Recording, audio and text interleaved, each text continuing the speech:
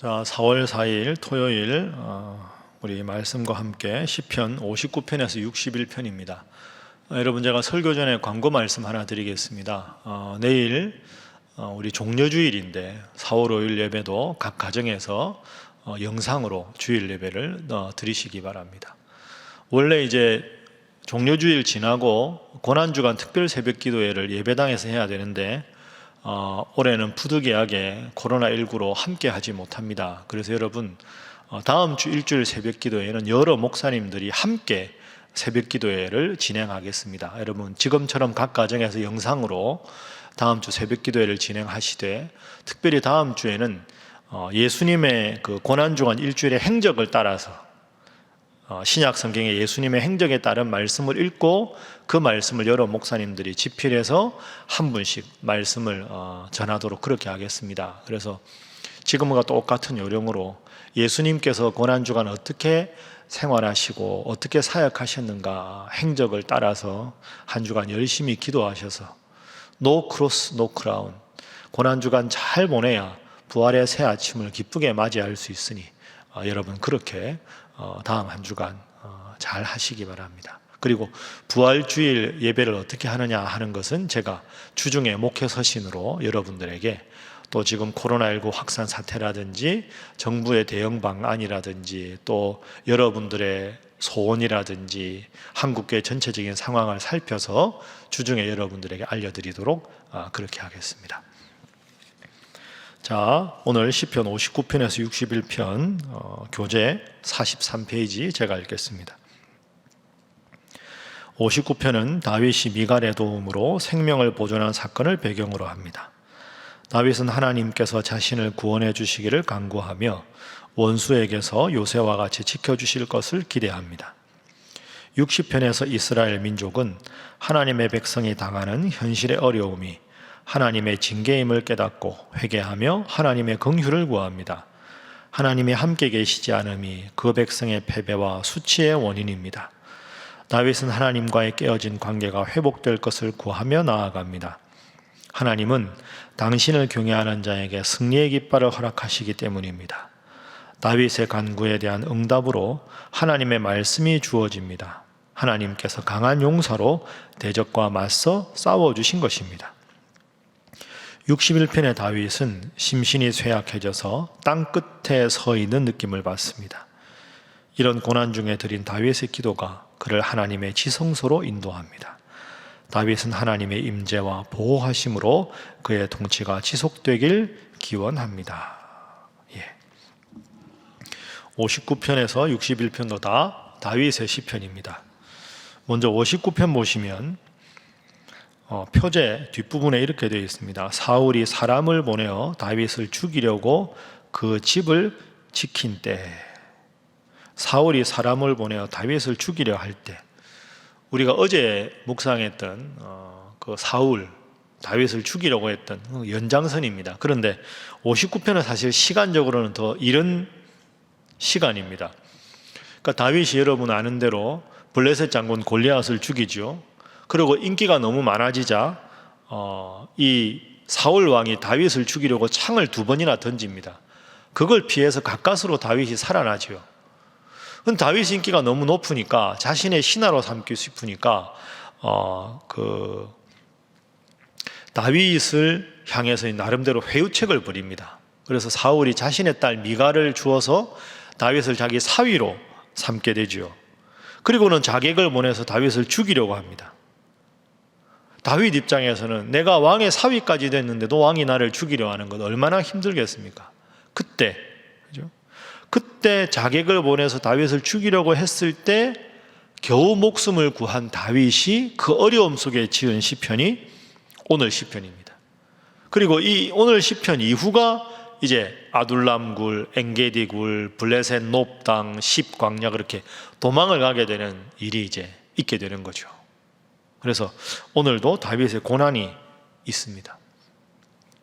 자, 59편의 3절 말씀 제가 읽어보겠습니다. 그들이 나의 생명을 해하려고 엎드려 기다리고 강한 자들이 모여 나를 치려 하오니 여호와여 이는 나의 잘못으로 말미암음이 아니요 나의 죄로 말미암음도 아니로소이다. 아멘.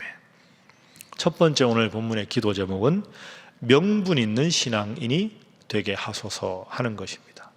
명분 있는 신앙인, 하나님 앞에 바로 선 신앙인이 되는 것, 그게 필요합니다. 여러분, 제가 방금 오늘 본문의 배경을 읽어드렸지 않습니까? 다윗이 하나도 잘못한 게 없습니다. 그런데 자객을 보내서 사울 왕이 자기를 죽이려고 합니다. 다윗이 뭐라고 합니까? 3절에 그들이 나의 생명을 해하려고 엎드려 기다리고 강한 자들이 모여 나를 치려 합니다. 그런데 하나님, 이것은 나의 잘못으로 말미암음이 아닙니다. 내 죄로 말미암음도 아닙니다. 당당한 겁니다. 내가 잘못한 게 없으니까. 그러니까 여러분, 역설적으로 그러니까 하나님 앞에 강하게 기도할 수 있는 겁니다. 하나님, 고난 가운데 저를 지켜주십시오. 늘 다윗이 당당하게 말할 수 있는 이유가 자신이 잘못한 게 아니니까 가능한 거죠. 내가 큰 죄를 지었으면 하나님 앞에 기도하더라도 고개를 차마 못 들 텐데 지금은 사울 왕이 일방적으로 잘못한 거잖아요. 하나님, 죽을 지경입니다. 제 잘못 아니지 않습니까? 제 죄가 아니지 않습니까? 그러니 하나님, 저를 좀 지켜주십시오. 구해주십시오. 여러분, 그렇습니다. 솔직히 죄 없는 사람이 누가 있습니까? 다윗도 완전하지 않습니다. 그러나 겉으로 드러나는 치명적인 본인의 과오가 아닌 것이지요. 우리가 죄 짓고 회개하기 전에 죄 짓지 않기 위해서 기도하고 몸부림쳐야 하는 이유가 여기에 있습니다.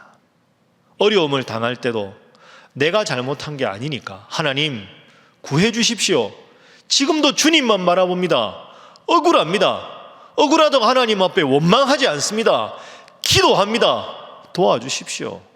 명분 있는 신앙인, 당당한 신앙인이 다윗의 모습입니다.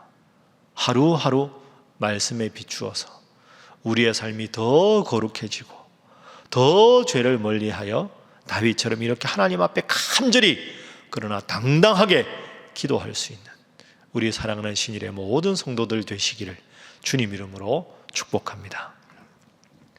자, 두 번째로 역경을 승리로 바꾸는 힘은 기도에 있다 하는 것입니다. 시편에서 계속 반복되는 아주 중요한 주제지요. 역경을 승리로 바꾸는 힘은 기도에 있다. 오늘 본문에도 다윗이 지금 하나님 앞에 기도하고 있지요. 60편 한번 보겠습니다. 표제. 다윗이 아람 나하림과 아람 스바와 싸우는 중에 요압이 돌아와 에돔을 소금 골짜기에서 쳐서 12,000명을 죽인 때, 이 요압은 다윗의 가장 측근에 있는 최측근, 가장 뛰어난 부하 장군의 이름입니다. 요압이 오늘 본문에 보면 표제 에돔을 12,000명을 죽였다. 그런데 역대기에 보면 18,000명을 죽인 걸로 되어 있습니다. 큰 승리를 거둔 거죠. 그런데 내용을 자세히 읽어보면 승리한 것 같지가 않습니다. 무슨 말씀이냐? 자, 1절 보십시오. 하나님이여, 주께서 우리를 버려 흩으셨고 분노하셨사오나. 버려 흩으셨다, 분노하셨다. 이건 지금 전쟁에서 이기는 상황이 아니지요. 흩으셨다. 3절에도 보십시오. 주께서 주의 백성에게 어려움을 보이시고 비틀거리게 하는 포도주를 우리에게 마시게 하셨나이다. 여러분, 이게 표제하고 좀 안 맞다는 느낌 안 드십니까? 12,000명을 죽이고 승리한 노래치고는 버리셨다, 흩으셨다, 비틀거리게 하셨다. 자, 여러분, 이게 뭘까요? 이게 그 전쟁을 할 때 이 요압 군대와 그리고 이 에돔 군대가 전쟁을 할 때 요압 군대가 처음부터 파죽지세로 해가지고 18,000명을 죽이고 승리한 게 아니고, 전쟁이라는 게 이제 이쪽에서 좀 이기다가 또 이쪽에서 이기다가 기울다가 급격하게 한쪽에서 망하면서 전세가 순간적으로 역전이 되잖아요. 그러니까 이 시편 60편의 배경은 이 다윗의 군대와 에돔의 군대가 이 경합을 벌이다가 마지막에는 다윗의 군대가 승리하지만 일시적으로 위태로워서 패배할 것 같은 위기 상황을 말하는 겁니다. 전쟁을 붙다가 야, 이거 우리 지겠다, 하고는 에돔 군대가 더 힘이 강해져 있을 때, 이 상황에서 승리보다는 패배의 불안함이 있을 때 1절, 하나님 왜 우리를 버려 흩으십니까? 왜 분노하십니까? 우리를 회복시켜 주십시오. 3절, 왜 우리를 비틀거리게 두십니까? 이 기도를 하고는 에돔 군대가 패하고 다윗의 군대, 요압의 군대가 승리해서 18,000명을 퇴폐시키게 되는 거죠. 여러분 뭡니까? 위기와 패배의 상황에서 승리하게 되는 비결은 무엇이다? 기도다. 오늘 본문에 그것이 아주 명확하게 드러납니다. 여러분 그렇습니다. 제가 자주 말씀드린 대로 인생은 백길인데요, 백길은 직선이 없습니다. 나는 이렇게 가고 싶은데 배는 이렇게 남쪽으로도 갔다가 북쪽으로도 갑니다. 그래도 배 타고 묵묵히 가다 보면 내가 원하는, 하나님 원하시는 목적지로 가는 거죠. 일시적으로 패배한 듯이 보인다고 해서 주저앉아 원망하지 않고 기도했을 때 하나님은 그 위기를 승리의 기회로 바꾸어 주셨다. 역경을 승리로 바꾸는 힘은 기도에 있다. 그래서 여러분 오늘 토요일 지나고 내일 주일 예배를 통해서 또 은혜 받으시고 다음 한 주간, 고난 주간, 여전히 우리나라 경제가 어렵고 불안하고 걱정이 많지만 패배의 기운을 승리의 기운으로, 잠깐의 어려움을 기쁨의 눈물로 바꾸어 주시는 하나님의 강력한 우리를 향한 무기와 특권은 기도다. 꼭 기억하시고 기도로 승리하시기를 주님 이름으로 축복합니다. 마지막 세 번째 기도 제목입니다. 고난을, 그죠? 우리가 지금 당하는 이 고난을 하나님과 바른 관계 정립을 위한 기회로 삼게 하소서 하는 겁니다. 우리 인생에 지금 맡고 있는 이 고난을 하나님과 좀 더 바른 관계를 맺기 위한 기회로 삼게 하소서. 고난 가운데 주저앉는 게 아니라 이 고난을 겪으면서 혹시 내가 하나님 앞에 스스로 돌아보고 회개할 건 없는지, 주위 분들과 내가 관계에서 반성할 건 없는지, 가족들에게 소홀하지 않았는지, 감사가 식어지지 않았는지 끊임없이 고난을 스스로 회개하는 기회로 삼고 다시 하나님과 바른 관계 정립을 위한 기회로 삼는 것. 자, 61편 보십시오. 표제 61편에는 표제가 현악에 맞춘 노래 이렇게 되어 있는데, 다윗이 압살롬, 아들 밥살롬이 반역을 일으켜서 쫓겨가면서 지은 시로 추정이 됩니다. 왕이었던 다윗 왕이 아들이 반역을 일으켜서 도망을 가잖아요. 그럼 자기 왕국은 이제 끝난 거다, 내 왕위는 끝난 거다, 이런 생각이 안 들겠습니까? 다윗은 뭐라고 말하나? 6절 보십시오. 주께서 왕에게 장수하게 하사 그의 나이가 여러 대 미치게 하시리이다. 그가 영원히 하나님 앞에서 거주하리니 인자와 진리를 예비하사 그를 보호하소서. 이 그가 누굽니까? 다윗을 말하는 겁니다. 다윗. 하나님, 제가 지금 도망갑니다, 쫓겨갑니다. 그러나 하나님 앞에 이때 다시 기도하고 돌이키면 하나님이 이 나라를 장성하게 하시고 나를 회복시켜 주실 줄을 믿습니다. 이런 기도입니다. 2절 보십시오. 내 마음이 약해질 때 땅끝에서부터 주께 부르짖어오리니 나보다 높은 바위에 나를 인도하소서. 여러분, 참 쉽지 않습니다.